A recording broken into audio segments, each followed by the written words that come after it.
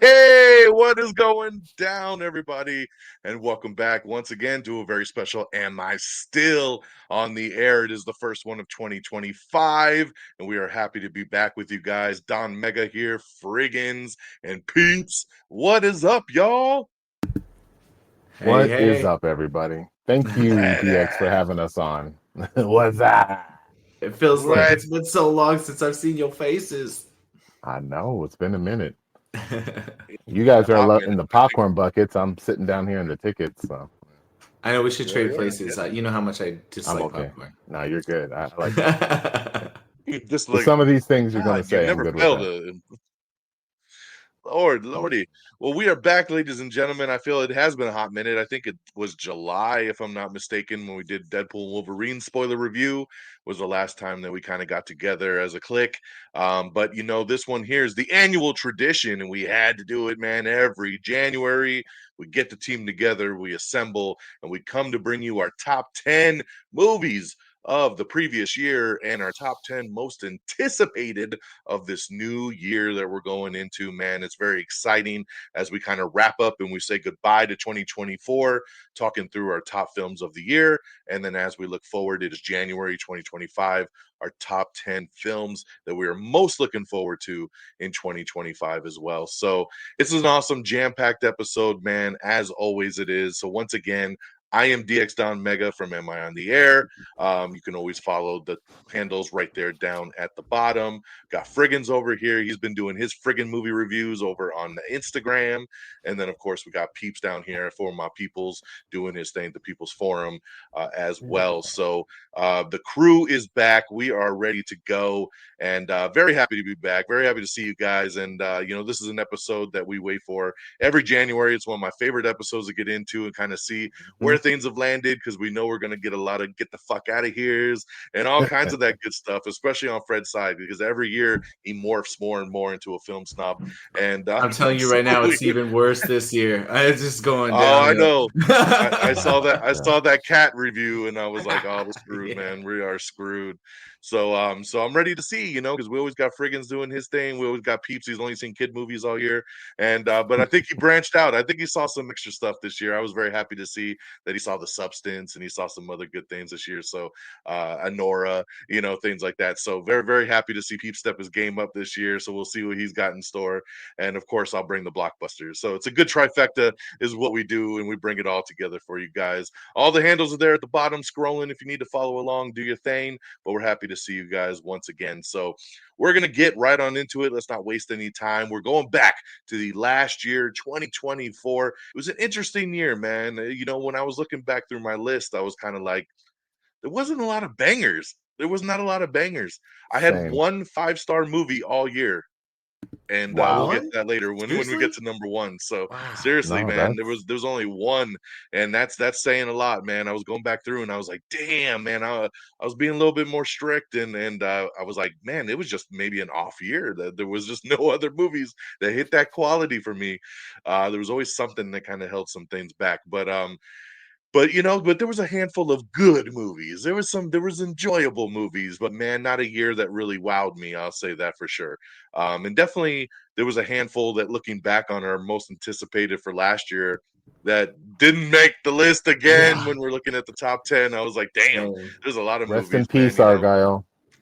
Yeah, Argyle was in there for me. I had the Crow reboot, and that is a spoiler alert, not in my top 10. You know, just sad things, man. Sad things, or you're so sure about a movie, and then you get there and you're like, womp womp womp.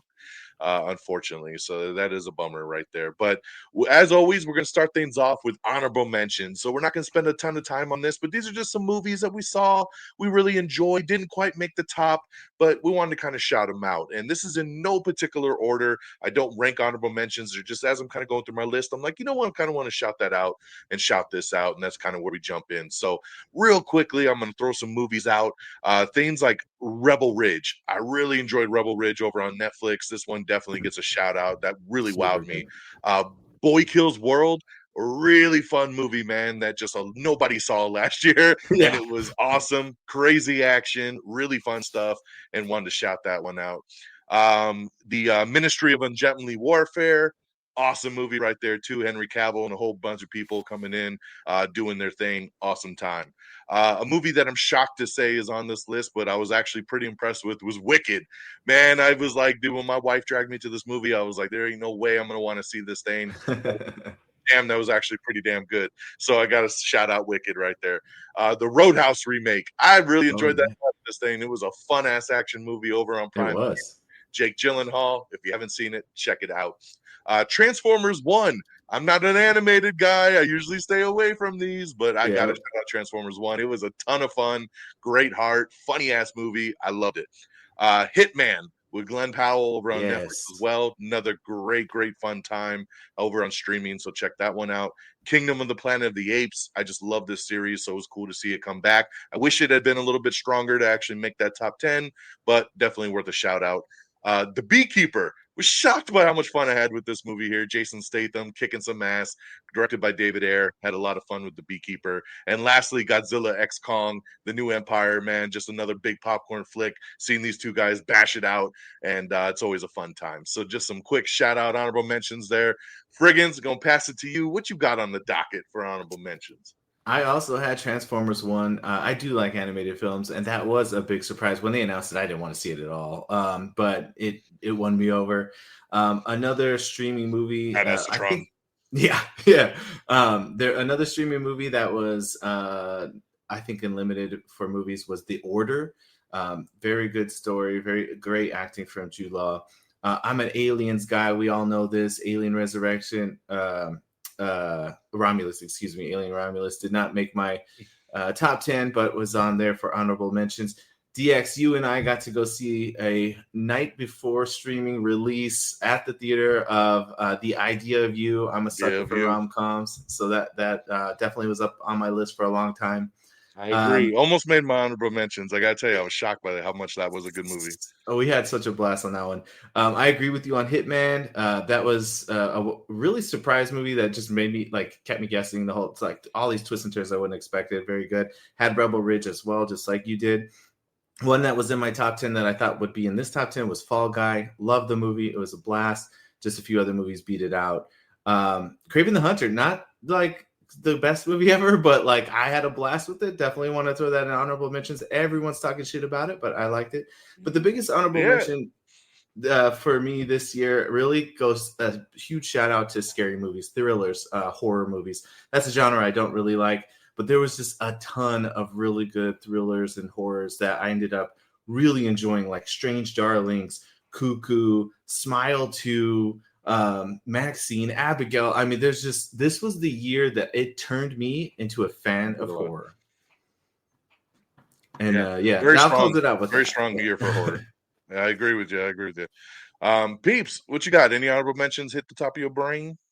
I mean, you guys hit a lot of them. I'll definitely throw Wicked on there.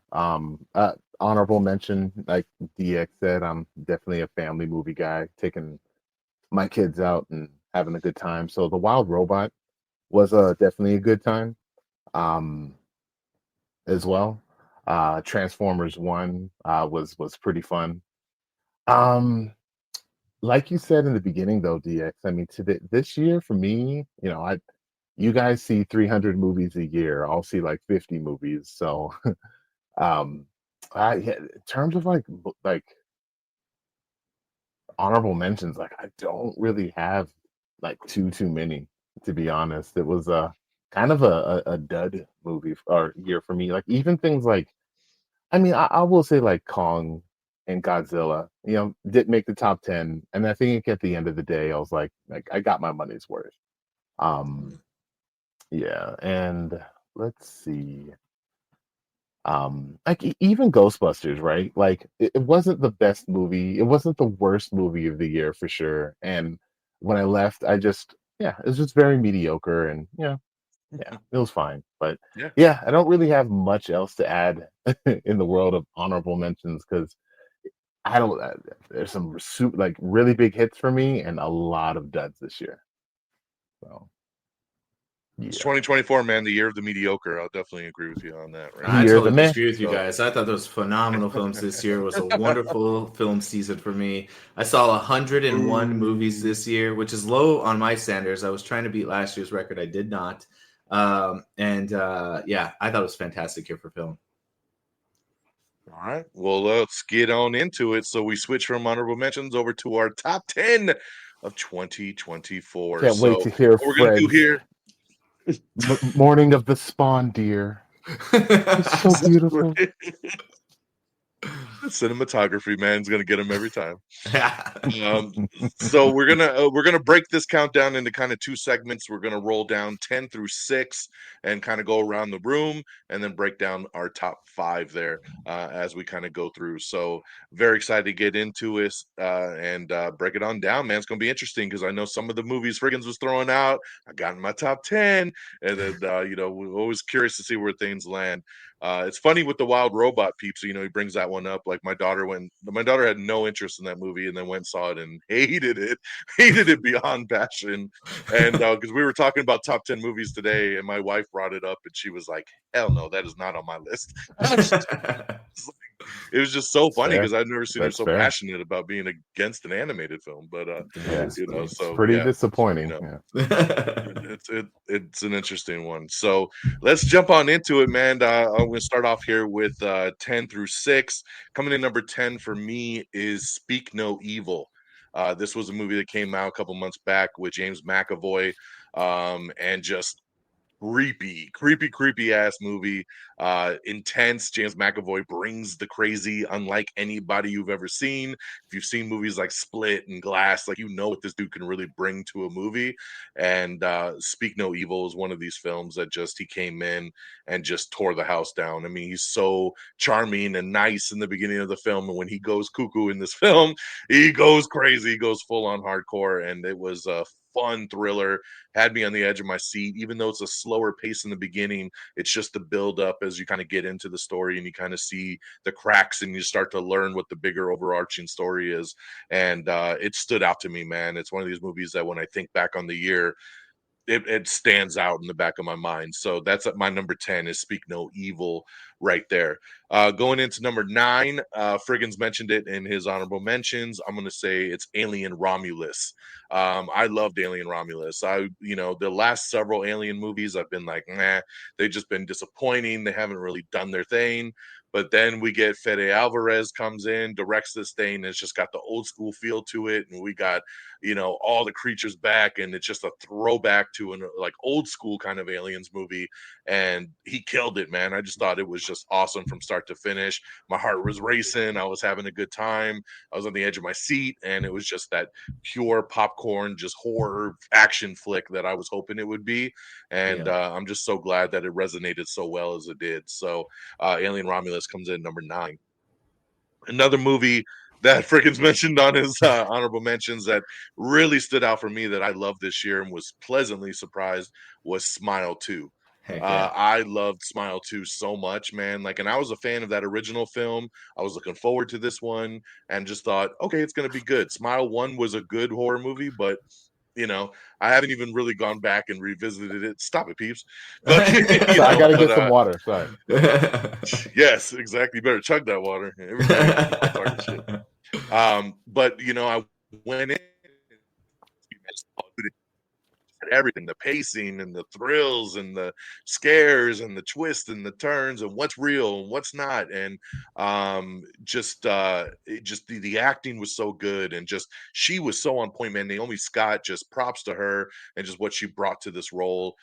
She was incredible, and this movie was just such a fantastic sequel that really outdid that original film, and it stood with me since I watched it. So I went in with very kind of tempered expectations and walked out going, damn, that was an excellent movie. So Smile 2 coming in number 8. Coming in number 7 for me is Twisters. This is another big movie over the summer, where kind of sequel to that old school movie back in the 90s, but doing its own thing, really no connections. Just another movie about these young kind of storm chasers and trying to if you can feel it, chase it. Let's go do it. Yeah. Let's go do our thing.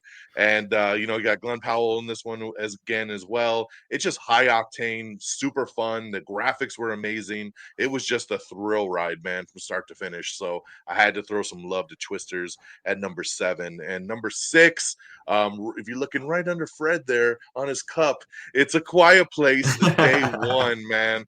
I love this movie. This is another one that just what the Quiet Place movies do so well is the intensity.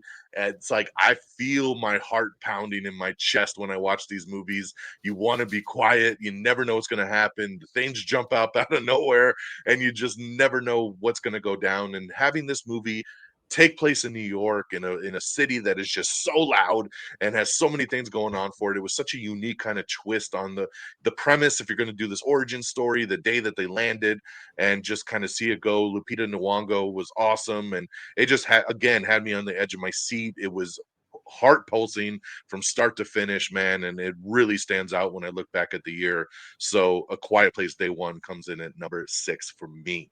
So that is my 10 through 6. I'm going to pass it on over to Frigginz. What you got, man? Well, I did just want to make a couple comments on yours. I agree with on pretty much everything you said about all the movies you watched. And I just wanted to really echo what you said regarding Smile 2. I know Peeps was over there gagging a bit, but I thought it was phenomenal. You know, the more I think about it, the more I got out of it. And it was, it actually gave me jump scares in the theater. So I really appreciated that. And so I didn't feel the same way as you about The Quiet Place. I mean, it was good, but I just wanted to mention that. Oh, and the Speak No Evil. I mean, everything you said about McAvoy was right on point. I mean, that dude, he does this weird trick in the middle of the movie where you almost like, you're like, you know what? Yeah, maybe he's right. Like, he's not a bad guy. Like if the trailer's tricking me, like, you know, like, and then yeah. So that was good. Let me go straight. Let me in the fucking house. Yeah. So yeah, I wanted to make a few comments on those. All right. So for my 10 through 6, my number 10 is one of yours that you mentioned was Twisters. I found it to be exciting, just fun, a good time. You know, I didn't have a very high expectations for it, and I was just really pleasantly surprised of like having a smile on my face through the thing. It's not, you know, winning any awards. It's not breaking any new ground, but something about Glenn Powell is just awesome. He's really fun to watch on the screen. Yeah. Great charisma. The whole cast in that film, I really like. And the surprise Superman in the background playing kind of a douchebag role. That was interesting. But yeah, I mean, it was a fun time. My number 9, and I'm actually torn on this one. I kind of want to move it a little higher, but it's Flow. You mentioned with the cat. Oh, Jesus Christ. Here we go. I had no idea about this movie. I'm telling you, like, I didn't either. I saw it like on a list for theaters, and I'm like, I'm not gonna watch this movie. And then I saw that it won the Golden Globes. I checked out the trailer, and I'm like, I don't know why this looks kind of interesting. Checked it out. It has no dialogue, and you follow a cat and a couple other animals that he befriends along the way in this really interesting story. I don't really want to give anything away. I mean, if you watch the trailer, you kind of get a sense of what's going to happen. But honestly, it's just heartwarming. It made me feel good watching it. I felt like some stress at times of like the situation that these characters were getting into, and would probably have been a 5-star movie for me and up higher on my ranking if there was a few things that were done towards the end of the film that I was a little confused about. And I think if those weren't there, I might have ranked it. Probably blood in action, I'm sure. Body horror. And it turns into some monster and you know, all kinds of crazy stuff. The cat didn't die. Fast and Furious, buddy. Well, speaking of blood in action, if you're looking for that for my number 7, you don't get very much of that either. Civil War was my number 7. Actually, that's 8. Sorry. My number 8, Civil War. Well, if you go in this movie thinking you're going to watch a war movie and get a story of why this war is happening and get conclusions of what's going to happen, you're not going to like it. This is a film about journalism. And so I would say go in with that mindset. And if you're like just getting this, I love a lot of times sometimes my favorite films is movies that involve a moment in time of just following characters through a day, like one night, maybe a short period of time. And it just was really cool to see these characters and just following along as they go about their business. So very underwhelming, I think, for a lot of people, but I enjoyed it a lot because I knew it was about journalism, not about war. But how was the cinematography? Oh, it's phenomenal. I mean, literally, there's just scenes in there that did look good. You could post But it the up rest on of a it, picture or something, you know? So my number 7 is Bike Riders. Oh God, dude, I love this like old school, holy like shit, get on an old movie sucked. like old bike and just cruise with the wind in your hair. Woo. Austin Butler is awesome. That dude is super cool. Tom Hardy finally playing an interesting character instead of, he was so interesting. He was so interesting, Fred. Let's go ride some bikes, guys. Come on, man. We're going to burn it down. We're going to burn it down, guys. Come on. We're so intimidating on our bicycles. He does do He's some so weird stupid. voices. Never understand Yes, it was what his dumb as voices fuck. are. And then Movie's Austin Butler's phenomenal. just like, yeah, I don't know, man. I don't know what you're talking about, bro.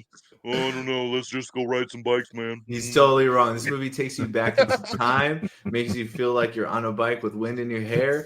And what's interesting is a little bit of a historical perspective of how biker gangs started. And it wasn't the murdery, drug dealing biker gang that you think of. That's not how it started. And it was really interesting to see how, this biker club turned into a biker gang. So I found this movie phenomenal.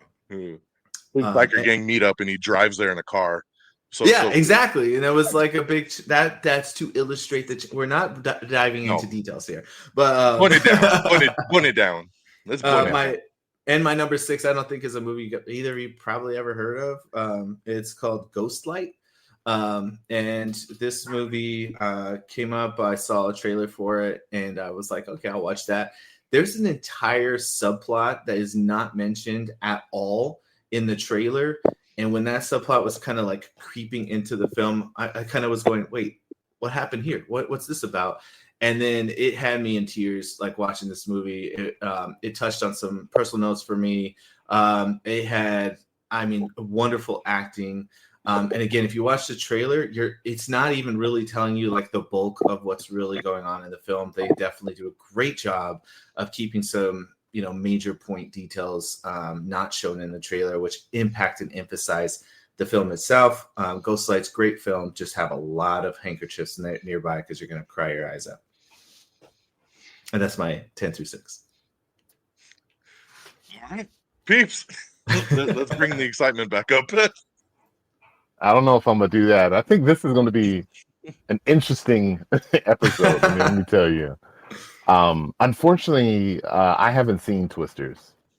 Was on my list. I said, hey, Frigginz, should I watch it? And be like, maybe. Watch this other movie instead. Well, don't want to go there, but yeah. So, interesting. Ghostlight, huh? Yeah, I didn't even know that was. Okay. That's what I said. You guys probably didn't even hear about this movie. It's a fantastic film. Limited release. Yes. Only in Fred's house. Exactly. All right. His neighbor made it. It's on Amazon Prime.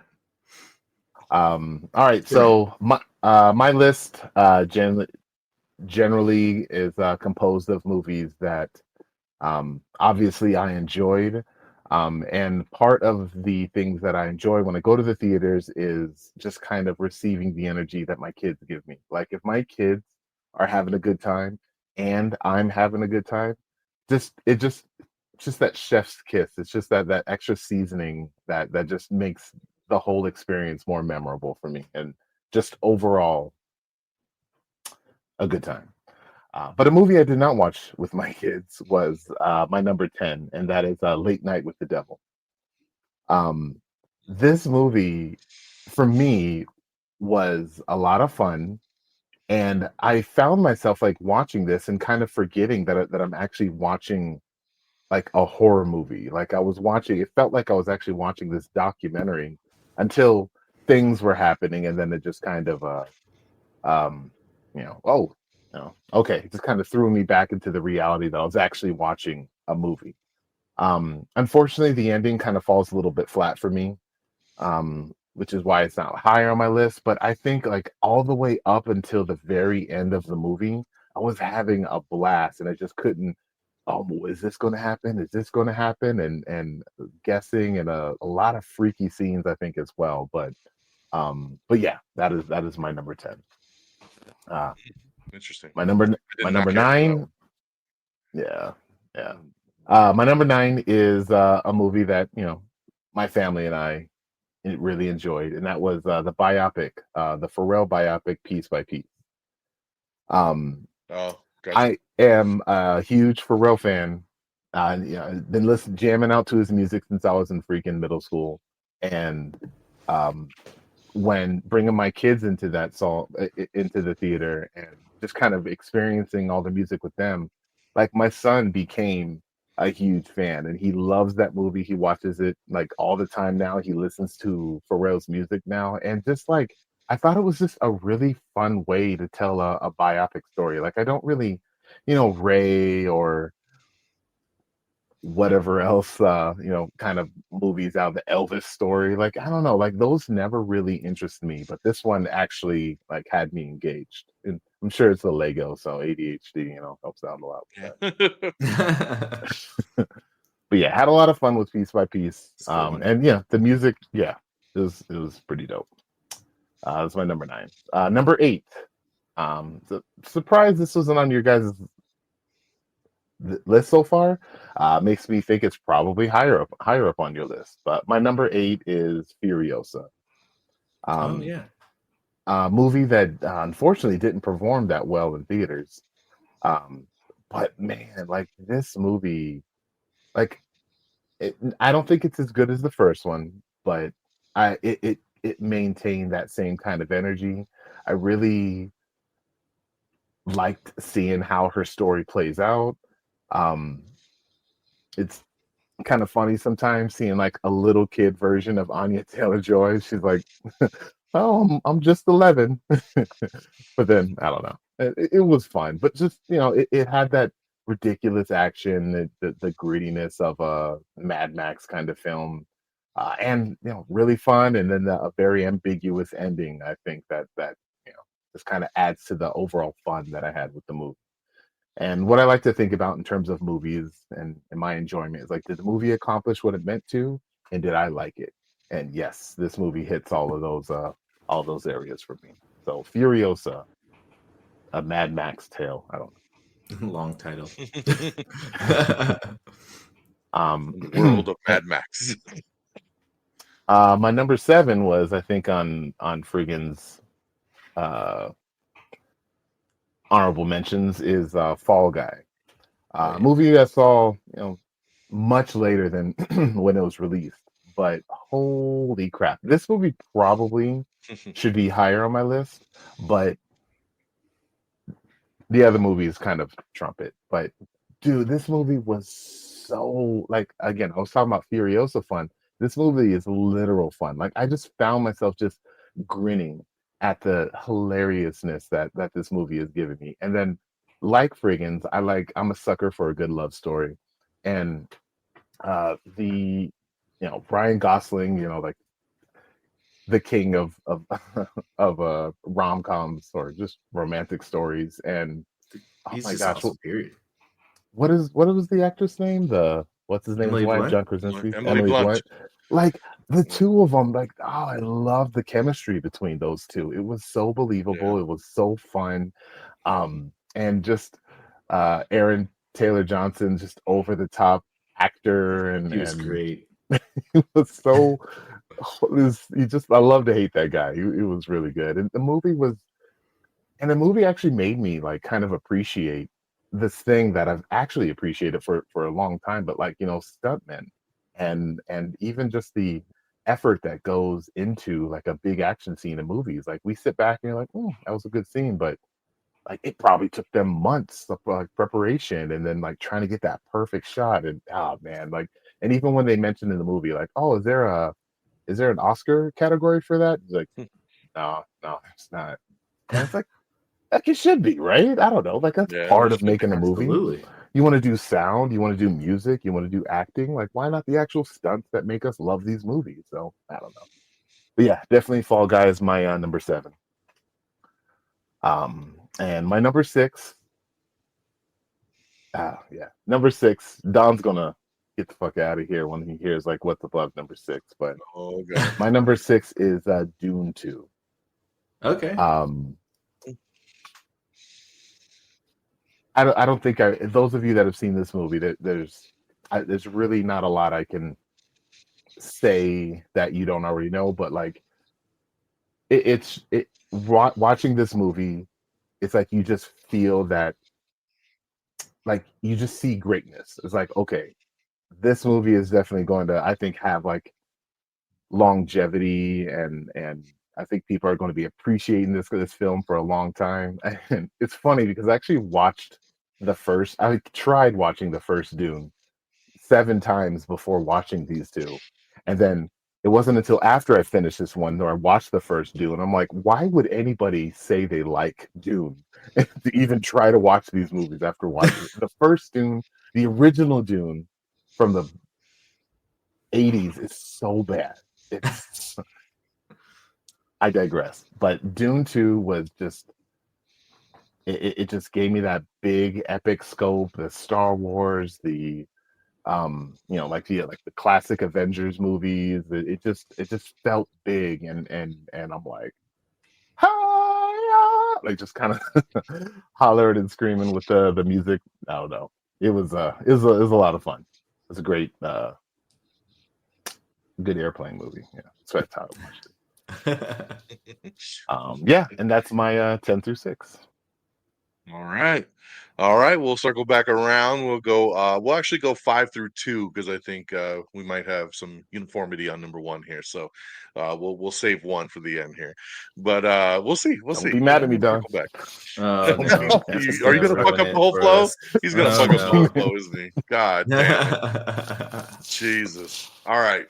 Coming in number 5, and I know Frigginz has this way up higher on his list, is The Substance. So we got The Trash. Substance coming in number Trash.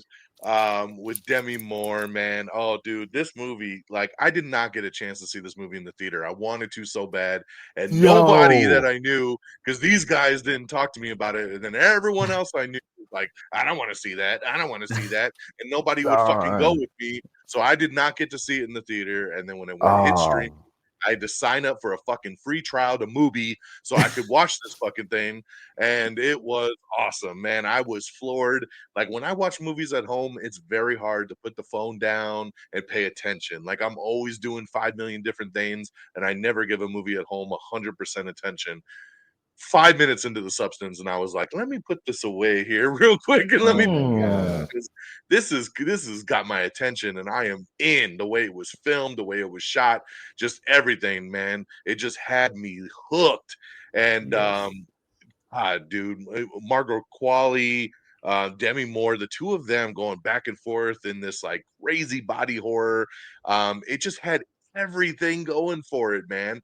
I will say it goes a little off the rails at the A end. That little. last 20 minutes or so is a little cray cray, and that's what holds it back for me from being a 5-star movie, because I was like, what the fuck is going on in those last like 20 or so minutes? But up to that point, that movie was just incredible, and definitely sits with you. And I was shout out to Demi Moore getting the Golden Globe for this one. She just got nominated for an Oscar for this movie, and the movie's even nominated as well. Fred, nominated Best Film of the Year. So you could hate Worst all of the you 10. want, but we getting the substance up in this bitch. Such a great movie. It stands out. It's agree. incredible. It's unique, Agree. and it comes in at number 5. This is me watching it the whole time. Just know how arms you feel, crossed, man. just angry. Dude, Margaret Qualley alone had me like, so I don't know how you're gonna be saying that, dude. Great. Yep. So coming in number 4, I got Bad Boys Ride or Die, man. I forgot that love was the this Bad year. Boys franchise. See, I love the Bad Boys movies. We are back for the fourth movie that should have been Bad Boys for Life, but they stole that and used it on the third movie and Yeah. fucked up. And they realized that. I saw Will Smith be like, "We fucked up, y'all. We made the wrong freaking movie, Bad Boys for Life. We should have switched that title." But Ride or Die is back. This one here, man. Shout out to Martin Lawrence, who really steals the show in this movie. He is so good in this one. And really, really takes it to another level. Awesome action. It's hilarious. This franchise just kills it. Every single movie in this franchise is incredible. And this was another great addition, man. I hope that we get to see another down the road. So Bad Boys Ride or Die, number 4. Number 3, Peep said he thought he was going to get the fuck out of here from me for this. I got Dune 2, baby, at There number it is. 3. So I got it higher than you, thinking that I was going to talk shit. But and I'll tell you, man, Dune 1, that is a huge get the fuck out of here because that movie sucks. That It's movie is better than horrible. 2. I hate it. Is not. Dune Better 1 than is 2. bullshit. It is Better so than fucking. 2. Oh, hold on. It is Let me do bad. Dune 1. No. Okay, that was Dune 1. I've tried to watch it multiple times, and every time it results in. So Dune 1 just so bad, man. But Dune 2, I went in, I was like, I'm gonna give it a shot. Let's just see how it goes. And I was floored, man. The movie is fantastic. It is everything one should have been. The pacing is better, the action is better, the story is better, everything is better in Dune 2, man. So now I am stoked for Dune 3. I am on board. I thought everybody did an amazing job in 2, man. They definitely redeemed me. This was a franchise I gave 0 fucks about and really won me over. So big props to Dune 2 coming in at number 3. Coming in number 2, I'm sad that y'all had it so much lower on y'all's list, but thanks for Peeps at least having it in his top 10, is Fall Guy. I loved Fall Guy. Like, I saw this movie 3 times in the theater.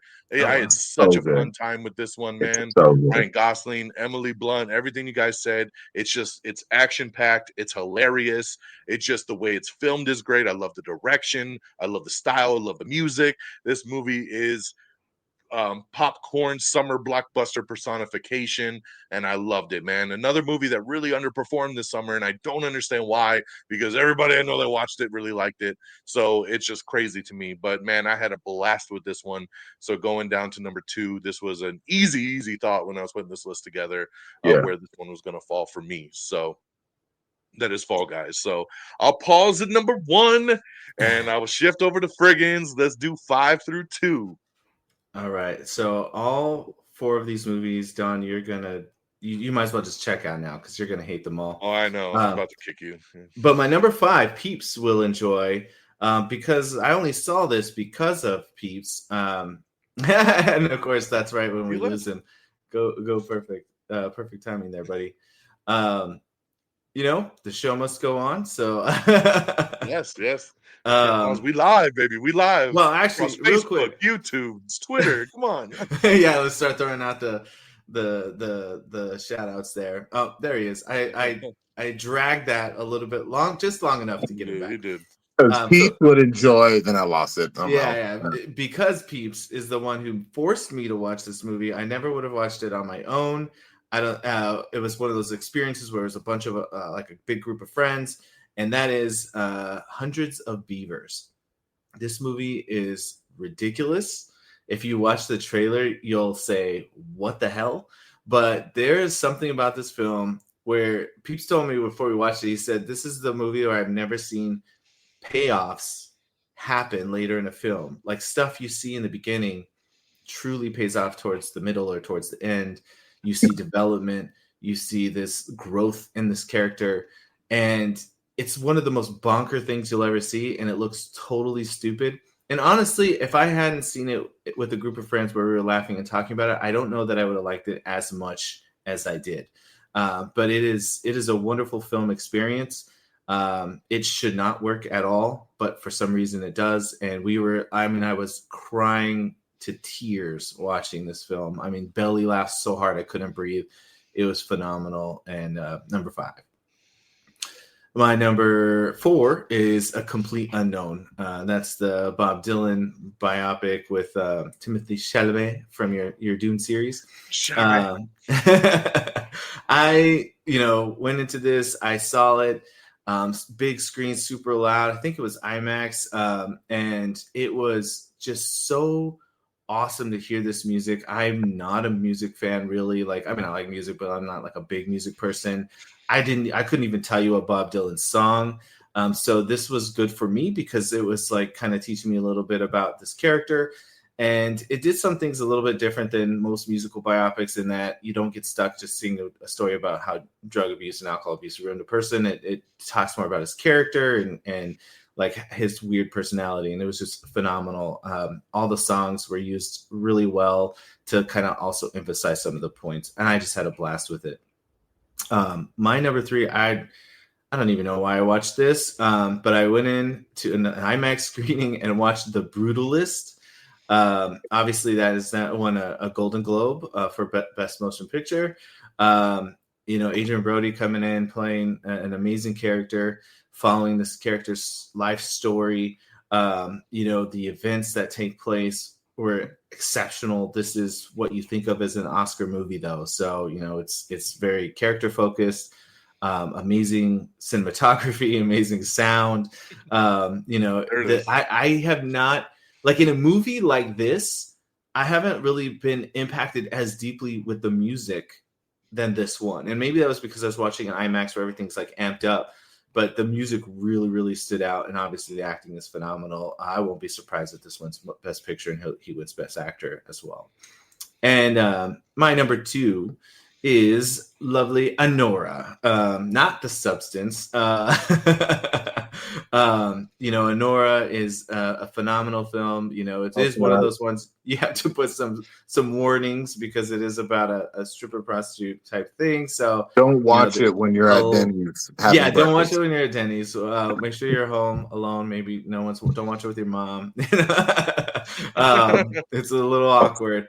But it's a phenomenal story. Again, a character-driven story about a character, like mostly a particular point in time following this particular character. I went into the theater not knowing what to expect, and this movie was phenomenal. Apparently, it's pretty divisive. If you want to hear some arguments going back and forth, check out the People's Forum. We did a special Love It or Hate It episode where this was one movie that was discussed, and we don't necessarily agree. And we got Amanda in the chat saying how much she thinks is garbage too. So it's not for everybody, but it was phenomenal for me. That was my number 2. I've not seen Anora yet, so I'll hold judgment on that one. Phenomenal. But we'll see. All righty. All right, let's do number 1. I have a feeling. Wait. He's got to do his. Oh, see, I'm so excited to get to number 1. No, you're just trying to skip me all together. I see, D. I didn't want you to fuck up the flow. But yeah, please, what's 5 through 2? Can you guys hear me okay? I had to take out my microphone. Yes. Okay, cool.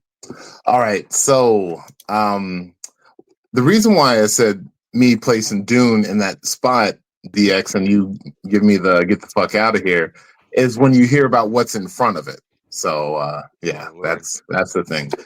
I can't really say much about your Bob Dylan biopic, Frigginz. Like I saw it and I'm like, I'm good. I'm good. Yeah. Saw the trailer and said, I will never watch that fucking movie. Oh man, you're missing out. It's good stuff. Yeah, I haven't seen Bad Boys 3, so I haven't watched Bad Boys 4. Oh, bro, I gotta get on it. I forgot that movie even came out. When you brought it up, I was like, oh yeah, that was this year. Yeah, it's fun though. And DX, you are right about Fall Guy. Like Fall Guy probably should be my number 2, but for reasons is why I have my other movies here. But I can't agree more with you with everything you were saying about Fall Guy. So yes. But anyways, my number 5 is none other than Sonic the Hedgehog 3. Hell yeah. When I took my kiddos to see this movie, I have never heard them laugh so hard. Like they were like straight, almost screaming, laughing. They were cracking up so hard at this movie. And towards the end of this movie, I don't know if you guys seen it, but like there's a fight scene between 2 CGI characters and it goes so hard. Like it goes so freaking hard. Like it doesn't have even like the one in the Matrix moments where it's like block it. Oh my gosh. It goes, I'm like, why the heck is a Sonic the Hedgehog movie going this hard? I don't know. And I loved it. Jim Carrey is probably like my favorite person in Hollywood. And he just completely kills it in this movie twice over. Yeah. And the dance scene that he does on the button. push the button. Like we have Push the watched button. that so many times, man. It is such a fun time. Like that will go down as probably our favorite like theatrical experience going together, and just that like coupled with the movie actually like hitting hard. And then my daughter just like screamed her brains out when at the end credit scene, like, oh my god. It was dope. I lived vicariously. I really enjoyed this movie through them. So At that's the my number end, 5. When the big energy, whatever it's called, happens, I was like, oh, Peeps is gonna love this. Pretty cool. Yeah. Number my 4. daughter loved it as well. That was her number 2 of the year. So Yeah. That's awesome. That's awesome. Love that movie. My number 4 is was on DX's list. And it's A Quiet Place Day One. A movie I really wanted to do an episode on because I was so surprised on how hard this movie hit me, like on the emotional level. Like I'm thinking this is just going to be another survival horror movie, like running around, aliens coming and eating you. And of course, was a lot of the movie. But like the majority of this movie was characters, and Frigginz likes talking about his small stories that only take place within like a day of just like a day in the life of a character. That's literally what this movie is. And it was just so beautiful with like, obviously with what she wants to accomplish and where she goes. And then she meets a character where like in any other movie, I feel like they would like force this like love story, but like it was just two people coming together and just being there for each other emotionally. It was just such a beautiful movie to the very end, man. I had like I had a lump in my throat throughout like the whole like last 10-15 minutes of that movie. It was just gorgeously, beautifully done. And then there's some awesome monsters in it and some jump scares. So like, just a fantastic movie. I can't recommend it enough if you like horror films, but if you just want to feel some emotions, oh my gosh, this movie is going to hit you. Friggin's dead inside. He was like, I laughed actually at the end. So I did not say that, but it's good. It is good. Yeah.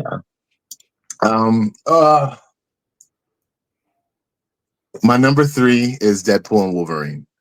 Get the fuck out of here. Get the fuck out of here. Wow. Get the fuck out. You're not remembering. He did the shit on experience purpose. Exactly. As a group. Like you're. I swear, a week ago we just discussed this. He's just trying to be. This is a movie I think that after I sit back and unpack everything, it's a movie that is only as amazing as it is if you have 20 years worth of knowledge like we do. You have that. Correct. I do have that. But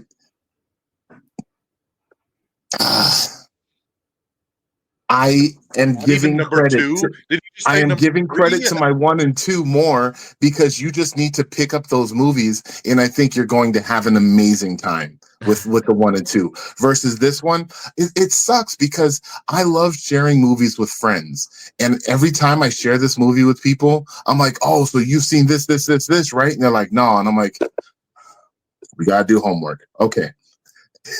Like two or three different occasions I have done like a PowerPoint presentation for people on how they could enjoy Deadpool and Wolverine to its full extent.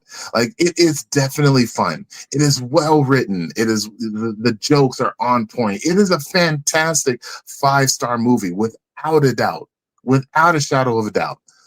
Probably should have been my number 2, but yeah. Yeah, I've been juggling back and forth with my 2 and 3, but yeah, it's a fantastic movie. There's really nothing negative I can say about it outside of the only way to truly enjoy it is to have done tons of. Shut up, Frank. I don't know how we're friends. I don't know how we're friends. True. And my number 2, you guys could probably assume is The Substance. Oh my God. This movie, I did see this movie in theaters. It was a doozy. It was a doozy, and the reactions of everybody in the theater, my reactions, just the oohs and ahs and uhs and like it was such an incredible experience. And this is a film that I love suggesting to people with a with a warning label. Like you will really either really love this movie or you will probably report me to the authorities for liking this movie. Like Friggin said, we recently did an episode specifically talking about The Substance and Anora. We kind of dive into what we love and hate about those movies. But I think this movie, The Substance, it really, oh man. And like DX said, like the whole last 15-20 minutes, it just goes off the rails. I enjoyed it. I'm like, let's go even harder. Let's have everybody start turning into The Substance. Like, let's just go even harder. But alas, they do not. So I would just like to point out that I think that you're suffering from recency bias and that you saw The Substance more recently and you forgot the joy that we experienced with Deadpool and Wolverine. Secondly, you talk about, it's hard to pass this movie or suggest this to friends because it's so like, oh, you're either going to love this or hate it. I've not met one person that hasn't at minimum liked Deadpool. I will say they don't get everything, but that movie is still enjoyable despite the fact if you had not seen the homework. However, I think The Substance is going to get a lot more people that don't like it right off the bat with the first view. That's just my 2 cents. I love that you love. You can poke at me, Friggins, but you just said how much you loved Hundreds of Beavers, yet somehow this Anora that you probably need to take like an STD test after just watching the movie, and how that is above that. So I don't get that. No, but like I said, I think I probably should have put Deadpool and Wolverine at 2. So I will. I did say it. You did say that. That's fair. You also said you should have Fall Guy at 2, so you just keep flip flopping. Hey, you know what? Sometimes the tops do get a little tough. Yeah. Well, me and Friggins will now talk about the real number 1 movie around here, and that is the true, which Peeps did agree up to a couple weeks ago, was his as well, and we were going to do this really cool uniform number 1. Yeah, the whole team, even though we're so divisive on the other 10, we're going to come together. We're going to assemble their number 1 movie. But see, he tried to throw a curveball at the end and just say, fuck it, I'm going to put it at number 3 and shock the world. So, and then at the real number 1, Deadpool and Wolverine. That is the true number 1 movie of the year. This was a movie so long coming. We've been waiting to see what Deadpool was going to be in the Marvel Cinematic Universe. And then, 2 years ago, we got that little commercial with Ryan Reynolds that came out and shocked us all, where he was like, I don't know what to do with the next Deadpool movie. I've been really banging my head against the wall. What should I do? And then Hugh Jackman walks by and he says, hey, you want to be Wolverine again? Sure, Ryan. Why not? Sure, right? And we're just off to the races, and we find out it is official. Not only are we getting Deadpool in the Marvel Cinematic Universe, but that Hugh Jackman is coming back as Wolverine. Rated R movie in the Marvel Cinematic Universe, that he was coming back to reprise his role as Logan, which after Logan said, I would never do this role again. And here we were, and we got this amazing movie that is so well paced, so well directed, funny as shit. So many surprises, with obviously bringing together a lot of the Fox universe fucking people and Chris Evans as the Human Torch and all this kind of stuff. If you guys really want to hear us break this down, go check out our spoiler review from back when the movie came out. It's a lot of fun. But man, this movie I have seen probably 10 times already since it came out. I bought it the day it hit digital. It is now on Disney Plus. I mean, I saw it 4 times in the theater. I took my daughter to see this. It was her first rated R movie, and my wife wasn't too thrilled Same. about it. I had to do it because I I wanted to did look the back same. on this and say this was the first movie, and she loved it. And I took her a second time to see it. And when That's I asked awesome. her today, what was your favorite movie of the year, she instantly said Deadpool and Wolverine, and my heart Yeah. began to beat. So like I was so proud that was still her standout movie of the year. She had so much fun with it. I saw it in IMAX. I saw it in Prime. I saw it in 3D. I saw it in D-Box. I saw it in all these different formats, just exploring it across all the different methods. And it was just so damn good, man. I just had so much fun with this movie. And this is one that I will be revisiting multiple times over throughout the years. So good to see Hugh Jackman back as Wolverine. He's never been better.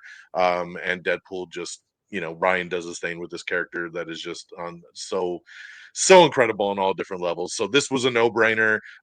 There was no thinking about it when I started to put my list together. It was an easy start at number 1 and work your way down. So Deadpool and Wolverine, number 1, right, Frigginz? That's absolutely friggin' right. I also have this as number 1. It makes total sense. I wish I could get a time machine like Deadpool and then drag Peeps back to when we first watched this and all the joy and love that we had for this shared experience. We were at Comic-Con. We left the con, went straight to the theater, watched this movie with our buddy Steve. And it was such an experience.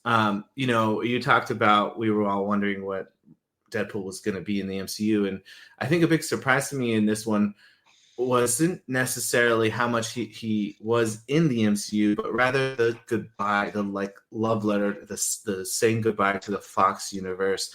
It made me feel good about the Fox films that I sometimes would talk shit about. And it brought back all these memories and all these thoughts that what, now that I think about it, a lot of these things were actually really cool. It's not erasing some of the bad ones that were there, but it really gave some love to the ones that we did appreciate over these last 20 years or whatever it's been. So yeah, not only that, but you have the excellent intro with the bye bye bye, bringing back the song. I think that movie jumped in charts, or that song jumped in charts after that movie came out. And obviously having if you play that song on Spotify, it literally says from Deadpool and Wolverine now. That's funny. They went back and retitled Nice. it, which is so funny that they did that. I mean, it just rocked the world. It broke all kinds of records. It was, all the buzz when it came out, and I think rightfully so.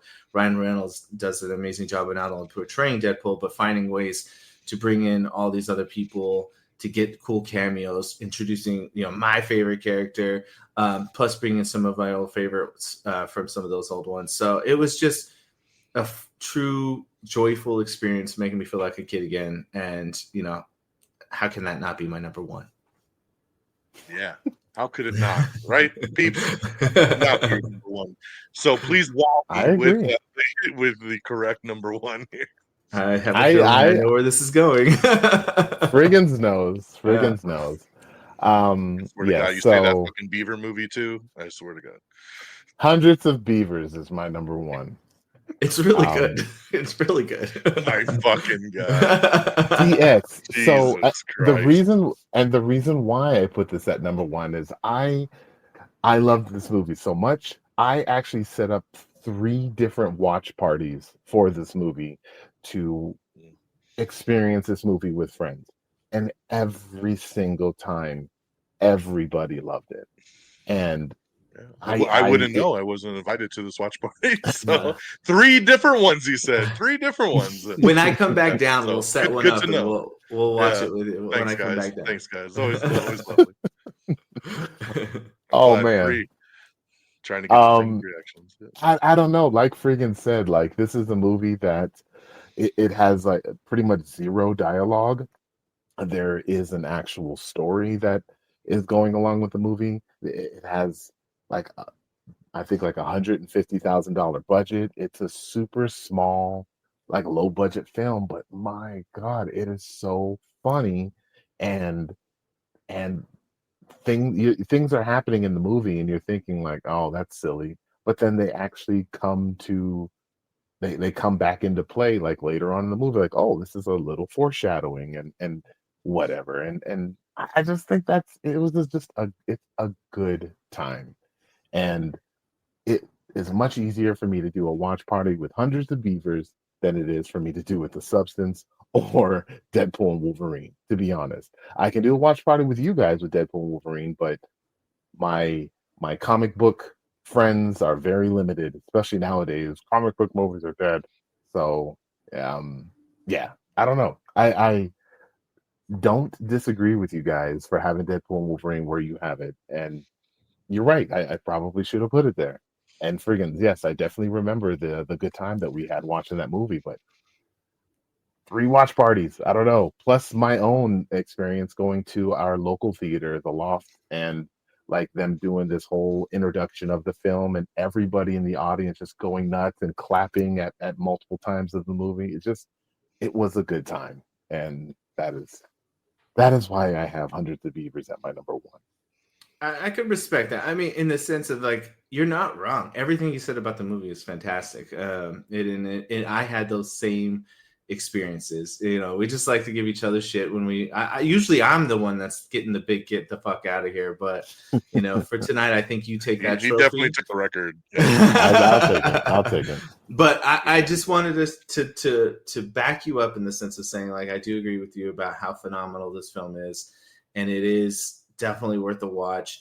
You just got to know that it's a little out there, it's a little different, but it's surprising. It's surprisingly good. Yeah, it's a black and white film, 0 dialogue. It feels like you're watching a Looney Tunes or those It's horrible. Tex Avery cartoons, but I think it works. It does. It does. I agree. All right, let's run down this top 10 again. Let's just do it real quick, just to run down your list. Number 10, I got Speak No Evil. Number 9, Alien Romulus. And number 8, Smile 2. Number 7, Twisters. Number 6, A Quiet Place Day 1. Number 5, The Substance. Number 4, Bad Boys Ride or Die. Number 3, Dune 2. Number 2, The Fall Guy. And number 1, Deadpool and Wolverine. Frigginz? I got Twister at 10. 9 is Flow. 8 is Civil War. 7, The Bike Riders. 6, Ghostlight. 5, Hundreds of Beavers. 4, A Complete Unknown. 3, The Brutalist. 2, Anora. And number 1, Deadpool and Wolverine. All right, Peeps. On to you, Peeps. Awesome. Number 10, I got Late Night with the Devil. Number 9, I got Piece by Piece. Number 8, Furiosa, Mad Max, A Fury Road. It's time for Furiosa. Number 7, I have Fall Guy. Number 6, I got Dune 2. 3, I got 5, I got Sonic 3. 4, A Quiet Place, Day 1. Number 3, Deadpool and Wolverine. Number 2, The Substance, or Fall Guy, or Deadpool Wolverine. I don't know. And number 1, Hundreds of Beavers. Or Deadpool Wolverine. I don't know. Yeah, depends on the day. Yeah. All right. So that is the top 10 of 2024. And now we switch gears on over and we look ahead. We put 2024 to bed and we look ahead. It is January. We are in the moment now and we're looking towards 2025. So it's time for top 10 most anticipated of 2025. Before we get into the top 10, as we do, honorable mentions, some movies that didn't quite scream in there, but, you know, hey, we're really looking forward to them. So in no particular order, once again, these are a couple that are on my list. I have Michael on my honorable mentions. It's the Michael Jackson biopic that is coming out later this year, directed by Anton Fuqua.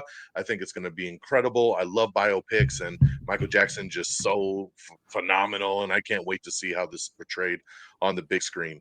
My next one here is Wake Up Dead Man. This is the new Knives Out movie. This is Knives Out 3 that is coming out later this year. Looking forward to Daniel Craig being back as Benoit Blanc solving another crime. My next one is The Smashing Machine. This is a new true story that has The Rock playing Mark Kerr, a real UFC fighter. He was addicted to drugs. He was trying to get to the top of the UFC, and just with all his addictions and everything, the battle that he went through. This is when a lot of people are starting to say, could we see The Rock in the Oscars next year off this movie, man? This is going to be that contender kind of film. Emily Blunt is in this as well, directed by Benny Safdie. This is going to be a big, hardcore, true story that I'm looking forward to seeing how he pulls it off. Another one that I think is just going to be a lot of fun is Karate Kid Legends. We got Ralph Macchio joining up with Jackie Chan. They're coming together, bringing the Cobra Kai and the other reboot kind of together and teaching a new kid the ways of Mr. Miyagi and Miyagi-Do. So looking forward to that. There's a new Anaconda coming out in December that's going to have Jack Black and Paul Rudd, and I'm sold just on that. I don't need nothing else. Give me those two and a big-ass snake, and I'm in. I'm going to throw out Mortal Kombat 2 because I'm just so excited to see what they're going to do with the second one. I think they're going to really ramp up the action, the fatalities. I think it's going to be awesome. And a classic that's coming back that is, we have not had one of these in many, many years, but it's making its return in 2025. It's another Final Destination. Bloodlines comes out this year, and I'm excited for that because I love all the Final Destination movies. So glad to see it making its return here. So those are just some honorable mentions that kind of hit my eye for this year. So Frigginz, what you got? All right. Well, first off, I didn't realize there's a new Knives Out, so I'm actually very excited for that now. And I agree with you on the Anaconda. The idea of Jack Black and Paul Rudd trying to make a movie about an Anaconda movie and then encountering an Anaconda. It's freaking hilarious. It's meta. I can't wait. On my honorable mentions, I saw a trailer with Brad Pitt for a movie called F1. Recently kind of become a little bit of a fan of F1 racing. There's this really cool reality show on Netflix that just kind of got me into it. So that got me hyped for that. Tron Ares, I don't know what to expect of it yet without a trailer. But the Tron world is always very exciting and interesting. So I'm excited to see where that's going to happen or what's going to happen with that. We talked about Glenn Powell this last year, 2024. He's continuing into 2025 with The Running Man. It's an old Arnold Schwarzenegger movie. Apparently this is going to be closer to the book than the movie, which I haven't read, but I'm excited to see what that's all about. There's a lot of hate for the new Snow White movie. I thought the trailer looked really cool. I'm very interested in it. A big fan of Rachel Ziegler. So I definitely want to check out this film and looking forward to it. The Dragon, How to Train Your Dragon, live action version of that. I don't care if I've seen that movie already. I want to see it in live action. It sounds cool. And it looks cool.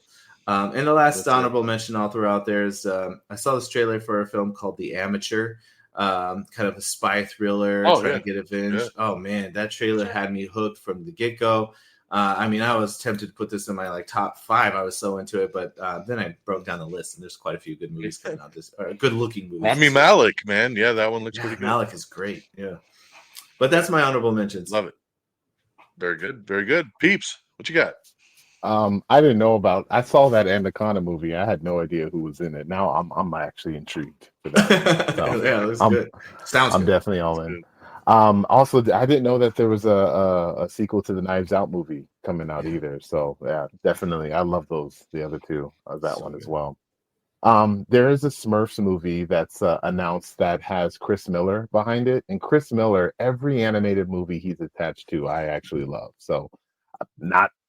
Smurfs is my childhood, whatever, but I'm kind of interested.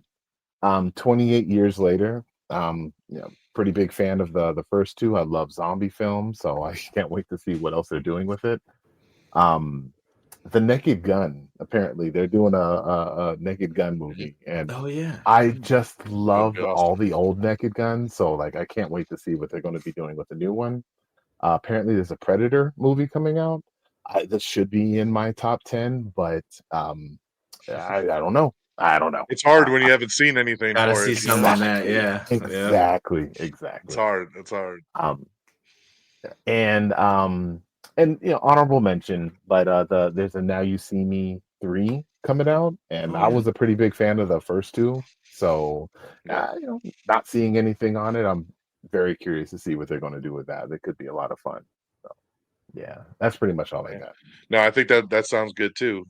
Without seeing anything for it, Yeah, that's always the hard part, talking anticipated. You see some titles, you hear who's in it, and you're like, I'm hoping for the best. I'll add it to the list, right? But you don't really know what you're gonna get. So I'm always yeah. surprised when So- like the movie, like half the movies in my top 10 most anticipated don't even make my top 10. You know? Right.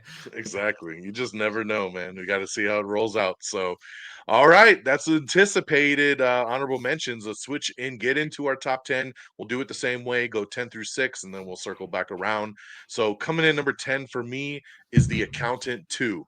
I love that first movie with Ben Affleck. Yeah. John Bernthal's in there as well too. Just an awesome movie. Such a cool kind of style that they did with what his skills were. Very, a little John Wickish, but being the accountant and kind of having this side kind of gig. And I always had hoped we get a sequel to this movie and didn't really ever think we would. And it is shot, it is done, it is coming out this year. Everybody's back, and I just have a feeling it's going to be pretty damn badass. So I got The Accountant 2 at number 10.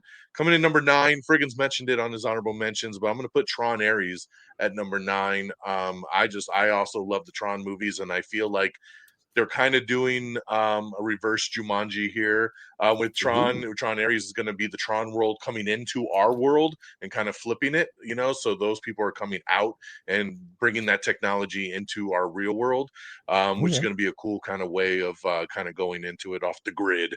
So I'm looking forward to it, man. I think it's going to be pretty damn tight. That makes me want to watch it more now. Right? It's Yeah, unique. That's cool. why they got to do something different with it. So the stills I've seen from it look awesome, and it's got 9 Inch Nails doing the soundtrack. So I think it's going to be pretty banging, man. So I'm looking forward to that. Coming in number 8, I got Jurassic World Rebirth. Just a sucker for these Jurassic movies, man. I just love them. This is not a kind of a continuation of the Chris Pratt ones, but we're doing something different. We got Scarlett Johansson in here now leading this new crew. And I'm just curious to see where the world takes us, man. Where are we going to do? You've got the original writer from the original Jurassic Park movies coming back and doing this one. And I just have a feeling this is going to be a really, really good movie, man. I'm excited for this one. So Jurassic World Rebirth at number 8.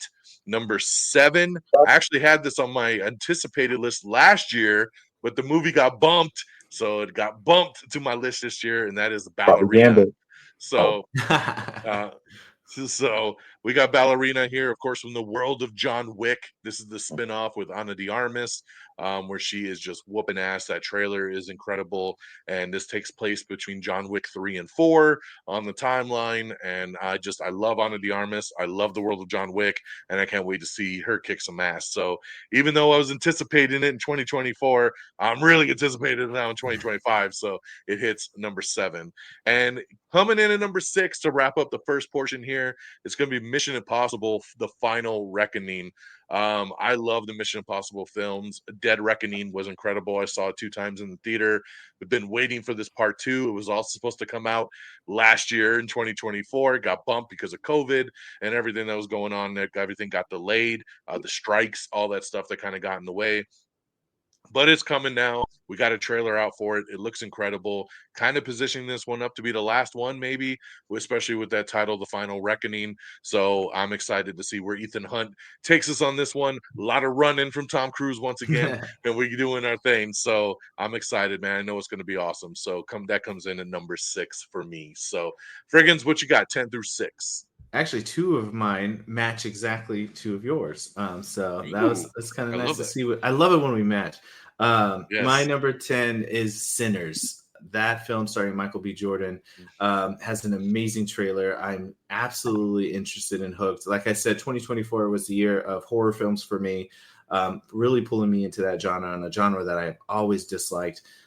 This one is just looks not only like creepy and giving those thriller vibes, but also just badass. Like Michael B. Jordan obviously is badass, and he looks super cool shooting that machine gun. Can't wait to see what's going on with that. My number 9 is Jurassic World. Like what you said, basically everything you said. The only thing I'll add is that it is rated R. I don't know. Maybe you said that. I don't remember. No, it's not rated R. I heard it was going to be rated R, It's super heavy on the gore and the violence. And if it's not, then it might actually push it out of my top 10. I've read a bunch of stuff that was saying it was. No, you did not hear that on Am I on the Air? Just like that's true. I did not hear the news is not legit. I'm gonna go with no, the there's no rumor way, for bro. It's now. too big of a franchise. It's too big of a franchise. There's money to be missed here. Those movies all made $1 billion at PG-13. You think they're gonna risk putting an R rating on this bitch? Because I think they There's saw what no way. Deadpool did, and they're like, we're gonna make There's this no gory way. and scary. Nonetheless, I'm looking forward to more of a scarier Jurassic Park, and kind of getting back to some of that like horror element to it with these scary dinosaurs. My number 7, no 8. Sorry, I keep messing up the count going backwards. My number 8 is Thunderbolts. I think the trailer looks phenomenal. I'm very excited for this film. It's kind of got that like, spy group kind of. Obviously, they still have the superpowers, but I love that they're holding back on a big twist that I think we're going to see on the trailer. Asterix. Yeah, the asterisk. Yeah, I don't know what that is all about. I hope it really sticks with the name Thunderbolts because I really do like that. I mean, it looks fun. It looks exciting. It's a cool trailer, but at the same time, it doesn't look game changing. It doesn't look like it's gonna, totally rock my socks off. But I am very thrilled for it. And that means my last 2 match yours, Don, with Ballerina at 7 and Mission Impossible at 6. Ballerina was also on my list last year. Obviously, it getting pushed back. I think I would have had it a little higher on my list. But after the trailer came out, I will say, although I agree with you, it does look badass. I was very disappointed in a lot of the like origin story aspects that were in the trailer, and I don't think I necessarily needed all that. Like John Wick didn't give us an origin story; we just got thrown into the world. So I think that is a negative in it and bothered me some. And also they show something at the end of the trailer that definitely should have just been held. But I know they're trying to get people to come into the theater and watch it. But seeing that, I was like, that's a huge spoiler. Like that would have been such a cool experience to not see it in a trailer. But nonetheless, very excited for it. And of course, Tom Cruise running, doing crazy stunts. It's funny that this is the last one, and we're should be really excited to see the conclusion.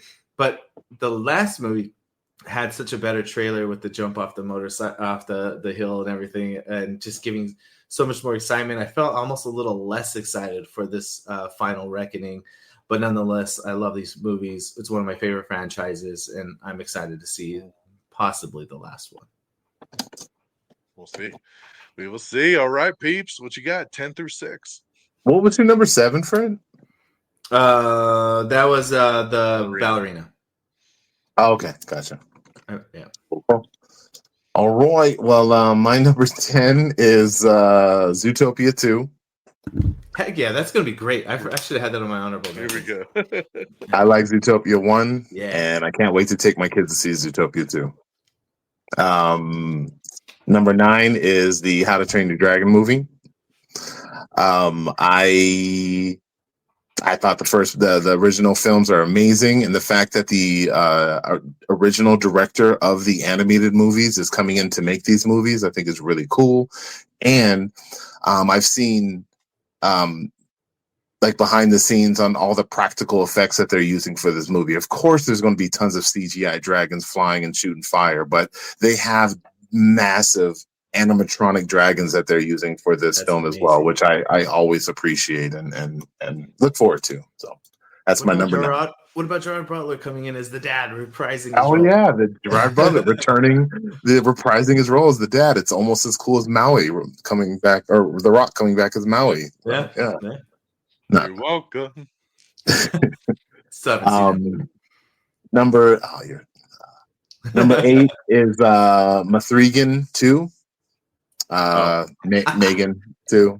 So I absolutely love the first Megan, and I can't wait to see the next one.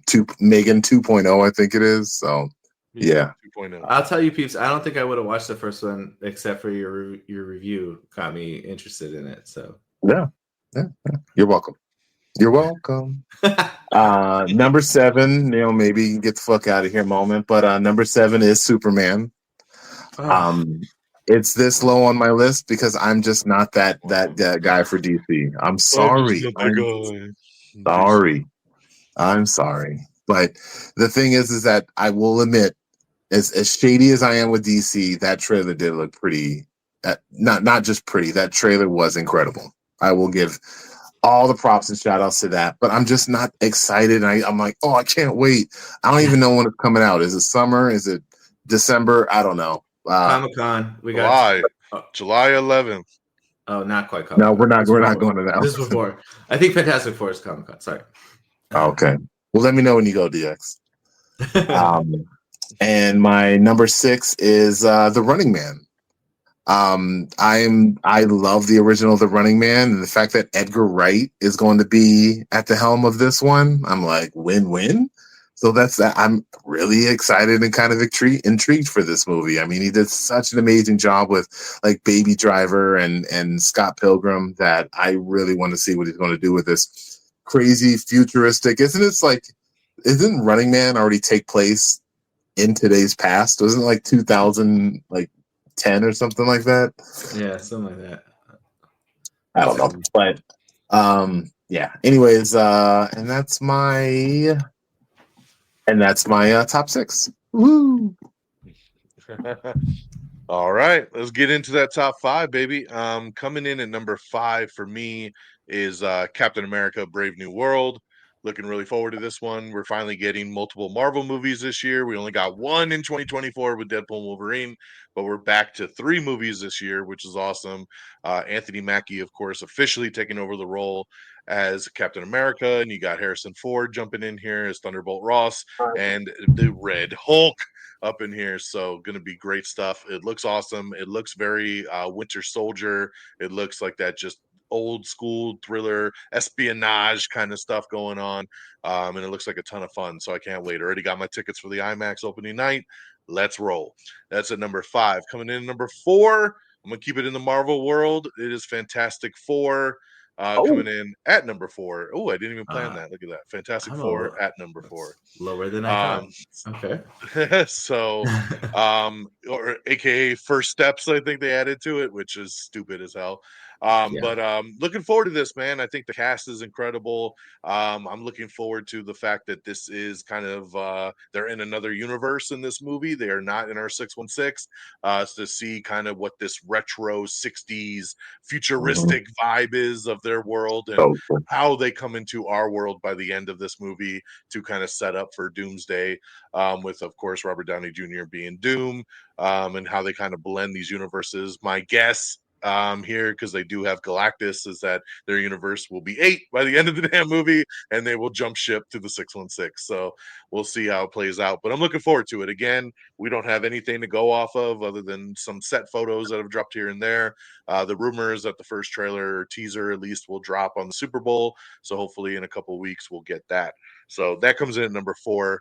Number 3 for me is Thunderbolts. I think Thunderbolts looks awesome. So out of the 3 Marvel movies this year, I'm actually most excited for Thunderbolts because it just looks like such a fun like group outing, man. Like when you watch that trailer, I just have a blast with it. Like having all those characters, Yelena and Red Guardian and Winter Soldier and Ghost and just everybody coming together and doing kind of a Suicide Squad kind of thing. I love it, man. It just looks good, like it just looks like it's going to be fun. It looks like it's going to have great dynamics between everybody. I mean, is it a game changer kind of movie? Probably not, but I'm just, it just looks like a blast in the theater, and that's what got me excited for it. So I'm gonna have Thunderbolts there at number 3. And then my number 2, this was hard, man, because this would have been number 1 pretty much in any other year, but it is Avatar: Fire and Ash. I have it number 2. I love the Avatar movies. Avatar 1 is one of my all-time favorite films. Finally, like 13 years later, we got Avatar: The Way of Water a couple years ago, which also was incredible, and they're the top 2 biggest movies of all time. I saw Avatar: The Way of Water like 4 or 5 times in the theater when that one came out. I just love what James Cameron does with this. I am intrigued into this world of the Na'vi, and I'm looking forward to this third one having the fire people, and there's like these air nomadic kind of people that fly around in the air, and that's going to be cool, just seeing new tribes and new things that they bring to this story. So I got Avatar Fire and Ash at number 2. So I'm gonna stop there, and we'll circle around our number ones like we did for our tops. But yeah, Frigginz, what you got 5 through 2? I actually forgot Avatar was this coming year. Still wouldn't have made my list. I love the first one like you do. I love the first one like you do, but the second one kind of lost me a little bit. It's still good, but nonetheless, back to my list. Number 5, I match you as well, Don, with Captain America. So that one looks very interesting, very intriguing. Again, the spy thriller kind of vibe. Obviously Winter Soldier is one of the best Marvel movies that's been made, and I feel like this is kind of getting back to those roots. But with watching the trailer, I really enjoy finally seeing the big hand of the Celestial sticking out of the water.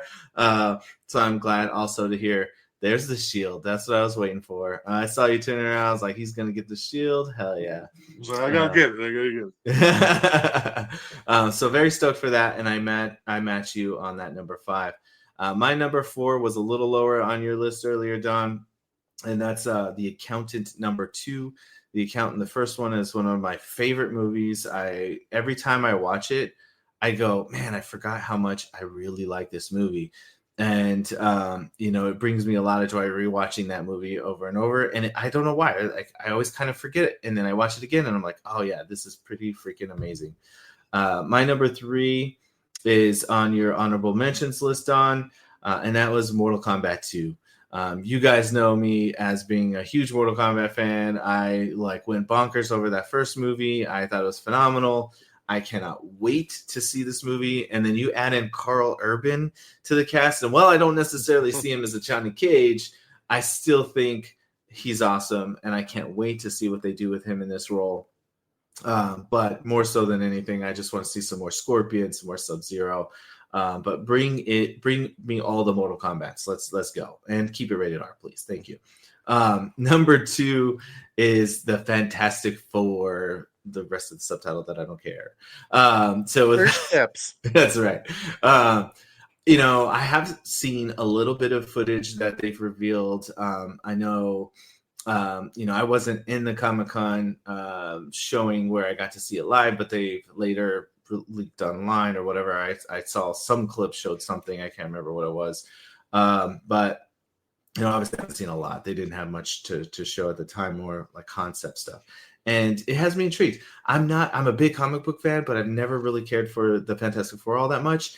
That being said, this cast is what's won me over. Pedro Pascal specifically, Vanessa Kirby, everybody that is in this so far has been great. The only one that I'm iffy about is Robert Downey Jr., but we'll see. I'm sure he's going to be wonderful. But yeah, so that's my number 2. All right. Nice. All right, Peeps, what you got? 5 through 2.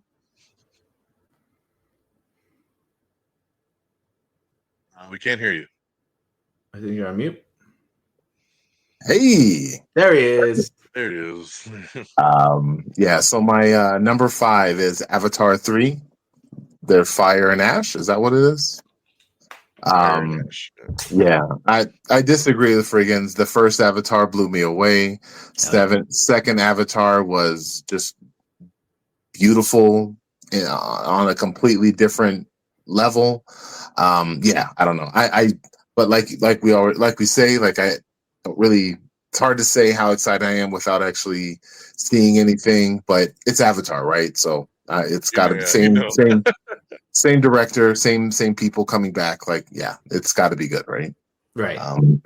So number 4 is Mission Impossible. What was it? Dead Reckoning? Mission Impossible 8? Final Reckoning? Final Reckoning. Yeah. I will say that I have not been that big of a Mission Impossible fan up until the last movie. The last movie just blew me away. And because of that, I cannot wait to see how this story wraps up. So that's why it's even on my list. It normally wouldn't be. So pretty excited for it. My number 3 is Captain America, Brave New World, or Captain America. What was the other one? New World Order. Brave and the Bull, or yeah. I mean, I am actually I am kind of looking forward to this. Like you guys said, like a bit of a spy. But I mean, I think that's what they're going with Thunderbolts as well. But With the Captain America, I'm a big Hulk fan, and we're finally getting General Ross as Red Hulk. I can't wait to see what they do with this character. I don't think he's the main villain. I mean, I know for a fact he's not the main villain, but he's Red Hulk. Like, how is Red Hulk going to be in the movie and not be a major part of the plot? I don't know. Obviously, he is. I can't wait to see how the leader kind of bleeds into this as well. And yeah, so definitely looking forward to this movie, but not as much as my number 2, which is the Fantastic Four film. I mean, Pedro Pascal, like you guys were saying too, like with the cast. And I did see the little I don't know, teaser, I guess, that they had of this film at Comic-Con that got later linked to DX. I think you said you saw it. It just It was hopefully just concept art stuff though, because they hadn't even started filming. So exactly, yeah, they're just like, just standing in front of the film, the camera. Just, hey, this is me. I'm stretchy. No. So it just looks like a lot of fun. That like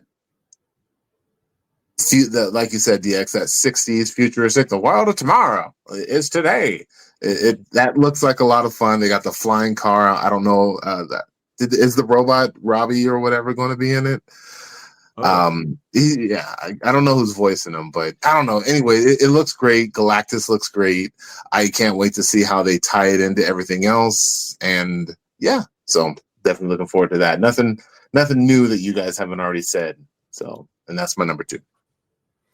I think you should go first with your number 1 because what the heck? Just my 2 cents. fair enough. I think me and Frigginz might have the same one. So. I do too. Yeah.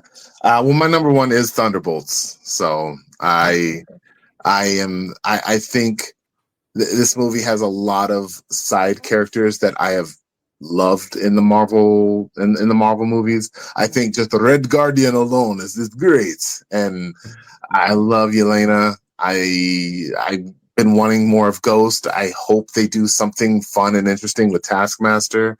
I mean, we're getting Bucky back. Whatever the heck they're going to be doing with the Sentry. I think so too. What? I think Taskmaster's the gonna bite it. She's the expendable one. Yeah. Yeah. I've heard that as well. What's that trailer? She's only in one scene. It's because they edited her out, just like they did with the Avengers Infinity War trailer with the Hulk running, at everybody. So I don't know. Right. But anyways, I think this would be a lot of fun. Like Frigginz said, what's the asterisk? It's probably not going to be anything incredible, but I'm looking forward to the potential that it could be. And I don't know, man. I think a Deadpool cameo in this would be really good too. I mean, a Thunderbolts team and have Deadpool kind of pop up for a minute. I don't know. It'd be fun, but I don't think it's going to happen. But that's my most anticipated movie of this year. All right, nice. Well, it's the highest ranked Marvel one for you, like me. So that's kind of cool. So I like that out of the 3 movies that we're looking forward to Thunderbolts the most. It just looks like a ton of fun. Maybe it'll change my mind once I see something from Fantastic Four. But yeah, Thunderbolts looks fun. All right. Well, the true number 1 most anticipated movie of the year. Look up, guys, because it is time for Superman. That's right. James Gunn is here. He is heading up the new DC universe. DC Studios is now up and running. He is relaunching the whole new DC world. And Superman is the first movie to kick off this universe. Of course, everything being rebooted, all new stars. As much as I love my boy Henry Cavill and I love Man of Steel, one of my favorite all-time movies, I was very sad to see him not get a chance to continue on. I'm looking forward to a new version of Superman. Superman is my all-time favorite superhero. So anytime there's anything Superman, I'm super stoked. I know James Gunn is going to take great care of this character. I know how much he believes in this character and what this character means to him. He is an ultimate DC fanboy growing up, and he loves Superman to death, and I know he will translate that to the big screen. We have David Cornsweet here taking on the role of Superman, Clark Kent. I don't know, man. All I have to go off of for him is the douchebag role from Twisters. Yeah, and exactly. and he was good in Twisters, but I'm like, I couldn't really see him as Superman. But Yep. that trailer gives me hope, right? And that's what the trailer is supposed to do. That trailer gave me goosebumps. It brought tears to my eyes. It's just the music, the electric guitar of the old school Superman theme, the Take Me Home, and Crypto, and just the slow motion, and seeing that we're in a world that has superheroes already in it. We have a Green Lantern, we have Hawkgirl, we have all these different things going on. Lex Luthor is there. That we're not doing an origin story again. We're jumping right into a world that has had a Superman and has had all these other superheroes going on. Yeah. And I love that. I love that we're not wasting that time and we're just jumping right into this universe as is. And that trailer just hit me from all directions. And it was already going to be pretty much my most anticipated. I mean, Sure. I battled a little bit with Avatar, but after that trailer, there was just no going back. It's so good. And I can't wait to see a little bit more of the story, see some dialogue, because of course that trailer is more just visual heavy. I do want to hear more. I do want to see kind of what the story takes us. But I'm excited, man. I mean, I think everybody is playing a good character here. I think the casting is spot on. Rachel Brosnahan as Lois Lane is incredible casting. I'm hoping David does a great job. I've heard nothing but him being hyped up from everybody else on this movie about how great he is. Nicholas Hoult is Lex Luthor. I mean, it just has everything that I would hope for. And my fingers are crossed that this movie's going to just knock it out the park come this July. So no doubt this is the number one most anticipated film of 2025. Right, Frigginz? That's friggin' right. I agree with you on the number one spot yet again. I mean, I know Superman's your boy, so I was like kind of expecting that from you. Whereas I'm a Batman fan. I'm the Batman is always that's my guy. But I think Peeps mentioned not being like a DC guy, not having as much excitement for it. And I fell into that trap as well with Superman specifically, because again, I'm a Batman guy. I love all the Batman stuff, but not so much Superman guy. And when this trailer hit, I was even contemplating like, I'll just wait. Maybe I'll see it in the theater. But everyone's buzzing about it. So I run home. I cranked up my surround sound. I got a big ass TV, and holy shit, like you described, goosebumps, tears, emotions, seeing Crypto. I thought it was. When I heard they were going to put Crypto in it, I was like, that's so dumb. But then it was amazing seeing Crypto in there. And he's one of the he stole the show of the trailer. I mean, everyone's talking about Crypto, right? And all the other people look fantastic in their roles. James Gunn clearly cares about this universe and is really putting a lot of effort into it, as we expected after what he's done with Guardians of the Galaxy.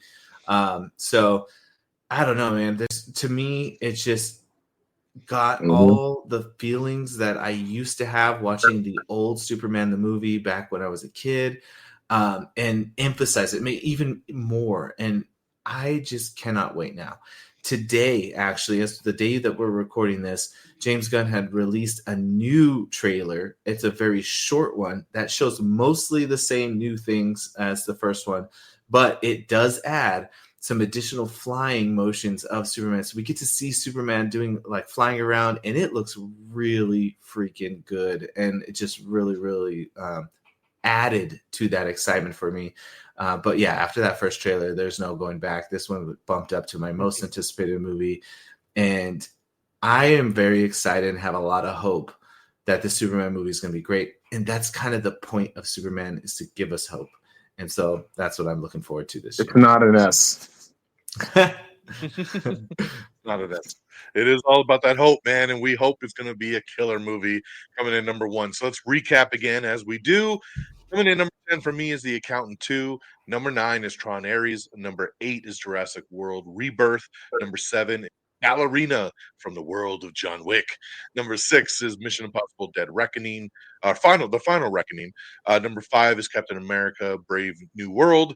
Number 4, Fantastic Four First Steps. Number 3, Thunderbolts. Number 2, Avatar Fire and Ash.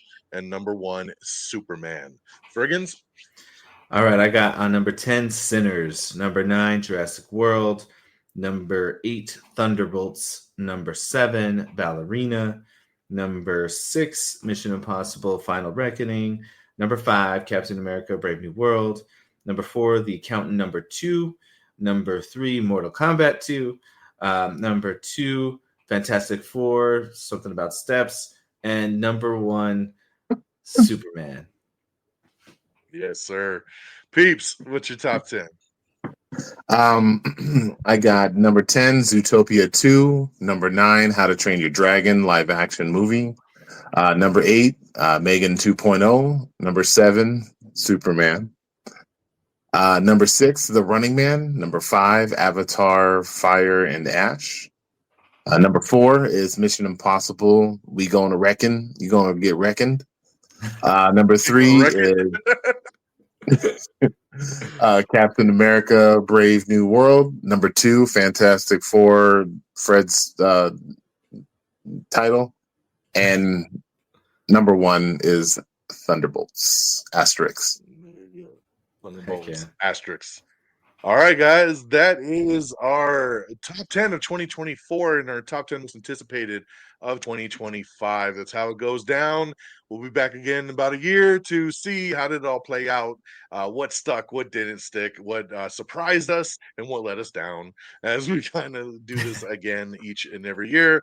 But always fun to recap and look ahead for the year and see what's coming down that pipe. So let's do a quick plugs and we'll get on out of here. So Frigginz, tell the people where they could find you. First, I will mention, I like your idea about the biggest disappointment. Maybe next year we can add in what was the biggest disappointment for you for the year. So let's remember that. But you can find me on Instagram, and that's at Frigginz, Frigginz, Frigginz with a Z. I also had started a YouTube, which my friggin' YouTube. However, I kind of got a little lazy posting my movie reviews on that. So just stick with the Frigginz for now. Hopefully I'll get back to the YouTube soon. But on that Instagram, that's where you can find me. And of course, here on Red Dragons Radio, and when I get invited to join these lovely faces. There you go. Peeps, tell them. Yo, the People's Forum, just a little podcast I have talking about literally what we're doing right now. I love movies. For My Peoples on the Twitters, number 4, My Peoples on Twitter. Also have Instagram, the People's Forum. Don't use it as much as Frigginz, but it does exist. It is a thing. But like I said, Frigginz and I, we just talked about The Substance and Nora. Also, I threw a little episode out there on the Arcane series that I absolutely love. So if that's your cup of tea, check me out. There you go. Love it. And you can, of course, follow me directly at DONMEGA and also at Am I on the Air, which is the show, the weekly podcast bringing you the latest and greatest in entertainment news and television, movies, and non-spoiler reviews is right there on Am I on the Air each and every week. You can follow there on X and on Threads and all your favorite social medias there. Follow along on YouTube and Instagram and TikTok. We're on everything. Just search Am I on the Air? All one word. Everything else scrolling there on the bottom. So thank you to Frigginz and to Peeps for joining me as always, man. This is so much fun. Love going through these movies, and make sure you tune in everywhere where you could find us. And of course, for the regular show each and every Tuesday night. So we will see you on the next round trip. So take care, y'all. Deuces. Deuces. Red Dragons!